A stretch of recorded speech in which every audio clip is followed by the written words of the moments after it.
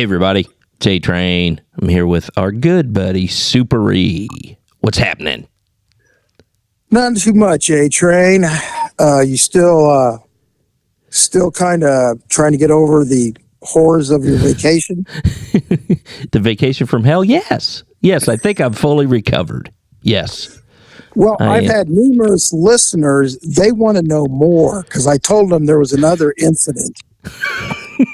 So I was just wondering if you could tell them, because everybody, when they go on vacation, especially to an island, they always want to go hike the trails. Did you have the opportunity to hike any trails? Yeah, I did, Super E. What happened? So there was one friendly guy at the resort. Okay, all the other employees hated us and I think wanted to kill us. But yeah, so he was real friendly and we were talking and I'm like, so what should we do while we're here? And he's like, hey man, you need to go through the trail, man, and see the tidal pools, man. And I'm like, okay, yeah. So tidal pools, they're beautiful, man. So I'm like, all right, fine. Is that Bob Marley with a head injury? Yeah, it's kind of Bob Marley with a head injury. That's exactly right. So I'm like, okay, so how do I get to the tidal pools? He goes, oh, hey, man, you take the trail right over there. You go through the jungle just a little bit, but the tidal pool's right there, man, real short. I'm like, all right, fine. So this is right after he told, there's mongooses running around everywhere. And he goes, yeah, the mongooses are at the resort now, man, because they fled the jungle because of all the boa constrictors, man. And I'm like, oh, God.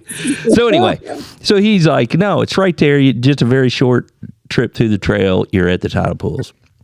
I'm like, all right, fine. So me and my wife were like on a walk. We got to the entrance of the trail, and it looked pretty thick, kind of Vietnamish. So anyway, so my wife says, hell no, I'm not going in there.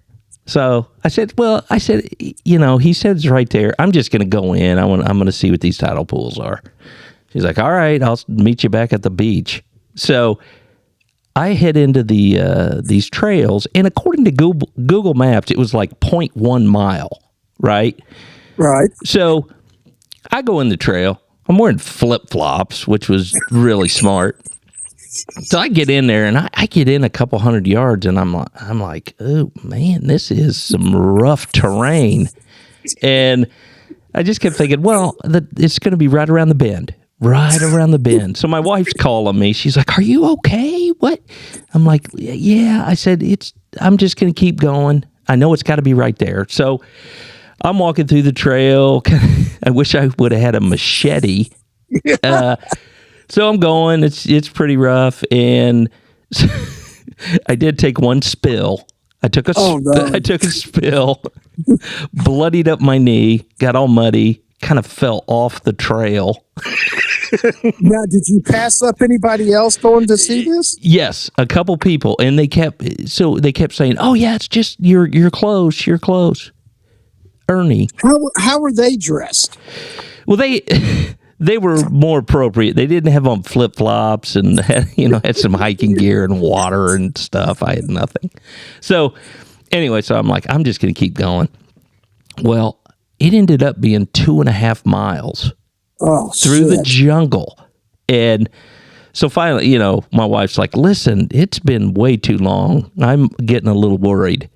I said, listen, I'm going to make it to the tidal pools. And then if you don't mind, get in the car and come pick me up. So I finally emerged from the jungle to the tidal pools. And I look, there is not a road in sight. There is no way for her to pick me up. So I just sat on the beach, bloodied, muddy, sweaty, washed off in the ocean, and just sat there, and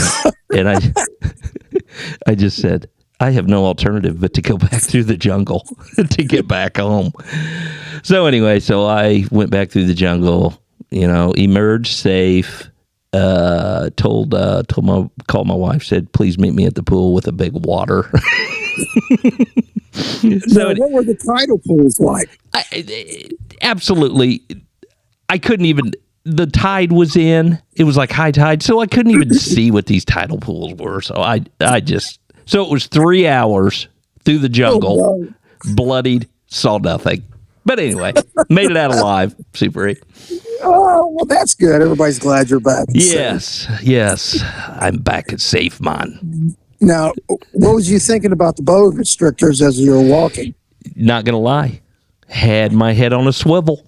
I was looking for them, and I'm kind of surprised I didn't see any. But because I guess when I got back, I guess it's a real problem. It's kind of like the Everglades, where the pythons and boas have taken over. So, I'm surprised and happy I didn't see one. But anyway, that's another story from my vacation from hell. I hope you enjoyed it, everybody. We did. Now, will your wife get to choose anymore? No. On the plane back, she said, "You are picking our next vacation." And I said, "Thank God." Which will be for the next 10 years straight, going to the Football Hall of Fame. You are exactly right. That is exactly what I'm going to do. Okay. Yeah. What? I said that would be great. So anyway, what kind of tale do you have to tell us today? Well, I'm gonna talk about the time I ran into a prostitute that I hadn't seen for a while, and then it was kind of crazy, and then right after it even got crazier. Okay. So here's what it's all about. Everybody, get ready. Get ready.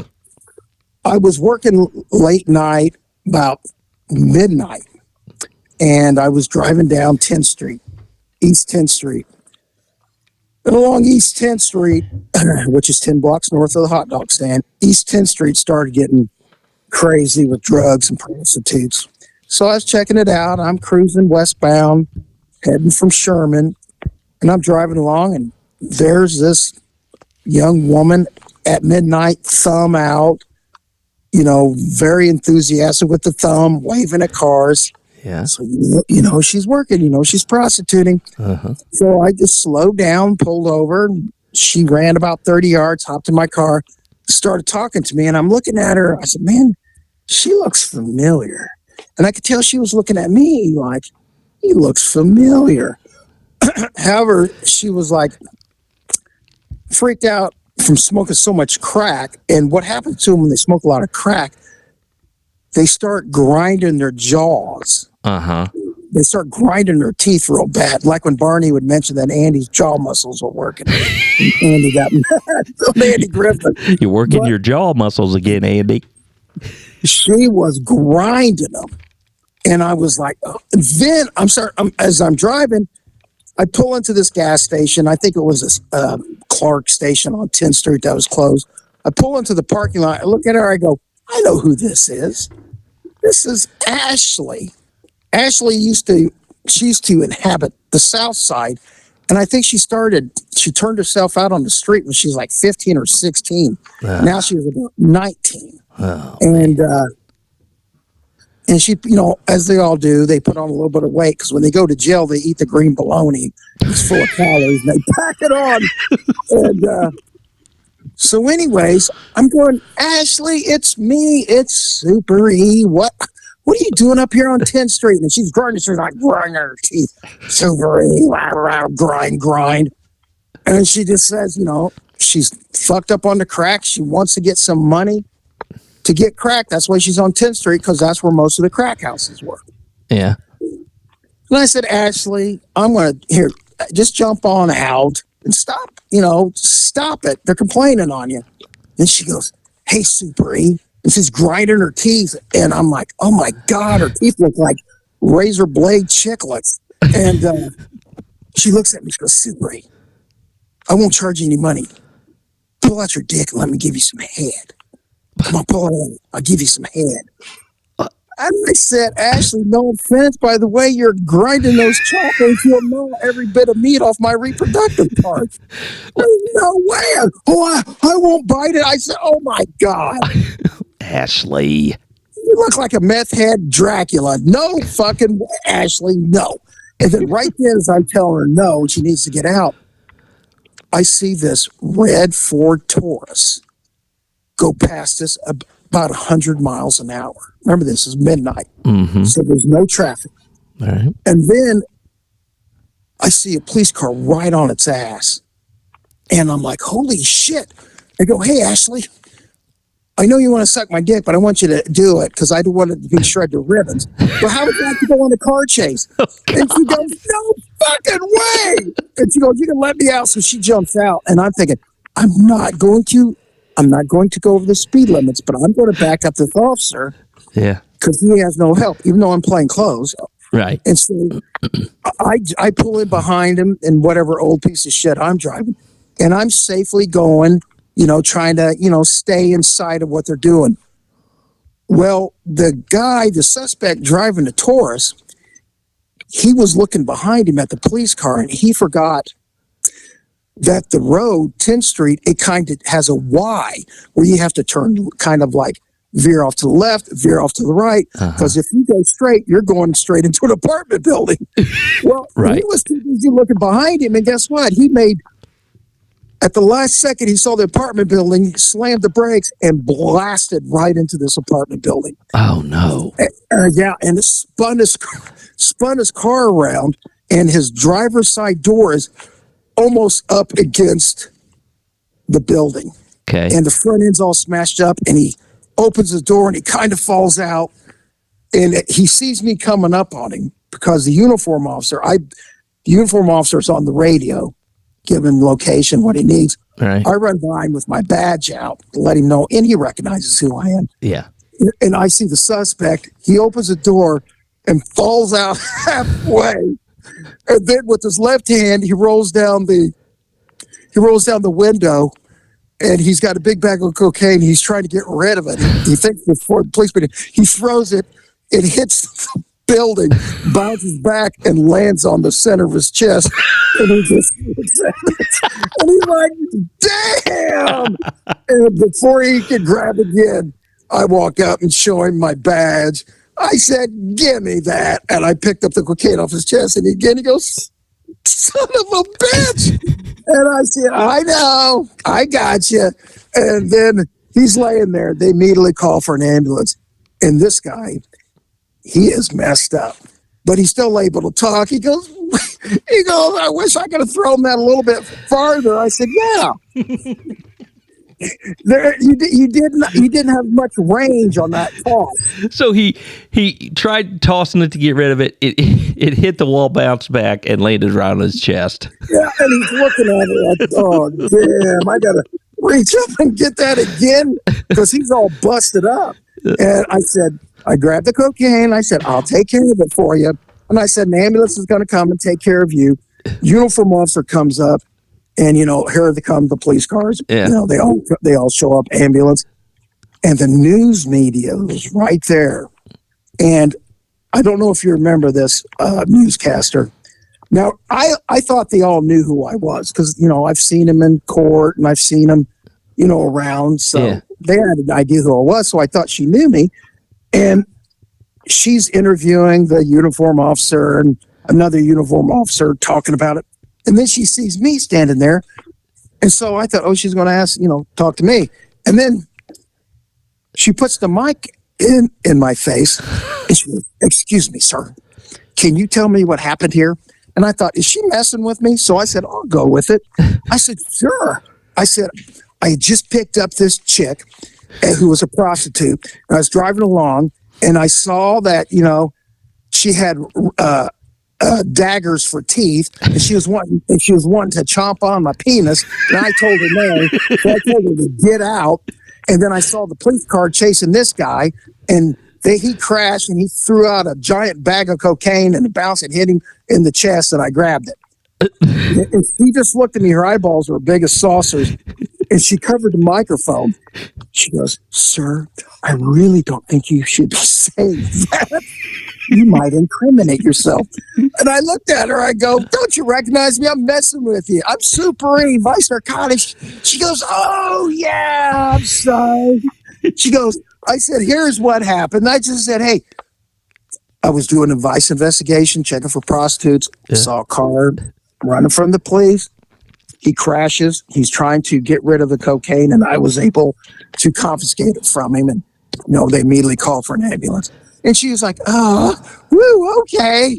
And I could see that when I was talking, she's kind of breaking out into a little bit of a sweat. Like, I don't think I should air this on TV.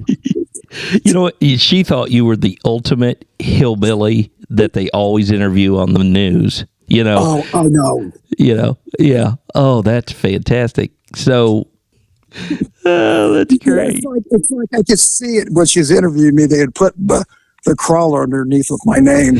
Interviewing Claymore Tuttle III, patronizer of prostitutes. Oh, Claymore Cuddle. That's nice.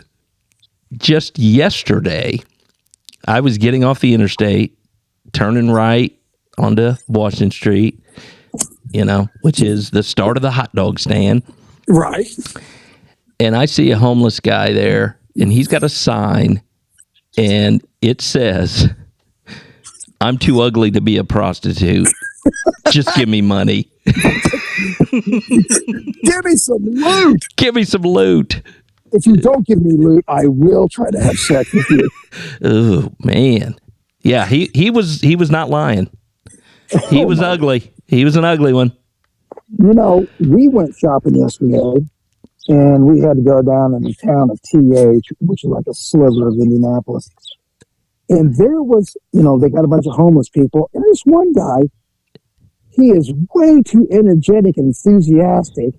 He is running around, where they stand, and he's begging, but he's jumping around just like Rudy Giuliani's son. Remember at that press conference where he was dancing around his dad?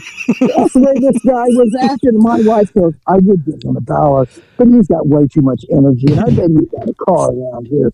Sure enough, he stopped, and some guy on a bicycle came in, took over like they were doing shifts, and the guy walks to a Chrysler minivan and jumps in and leaves. Now, it wasn't a good one. It was a piece of shit Chrysler minivan. Yeah. But still, maybe they make money. I don't know. They might. I mean, they might. Yes. Don't have to pay taxes. One time, A-Train, speaking of people begging, I don't know if I've talked to her about this chick before, but I knew her from the Grove when I grew up. She moved in like when she was 18 and caused all kinds of problems because men was always going after her. And then when I, became a vice detective, she had already hit the hot dog stand and was now a prostitute. She was doing the blottage. Well, I remember probably just a few years before I retired, we had a detail downtown, like one of them Final Four things where we had to walk around downtown and stuff like that, undercover. I see her, and her name was Lisa. And I always had a good rapport with her. She's sitting on the corner with a sign, please help, need money. And so I'm sitting, I walk up to her, I go, hey, Lisa, how you doing? She goes, Super, I am doing great. I am doing really good. And then she goes, well, except for this begging part. But besides that... Except for the begging, I'm doing fantastic. Yes, except for this homeless and begging, I'm doing great. And I slipped her a couple of dollars. What the hell? Sure. Yeah, because, old time's sake. And she's the one, I swear to God, this is true. About 20 years earlier when the circus was in town. Okay. And, I was over there for a couple nights down at the square, Market Square. Uh-huh.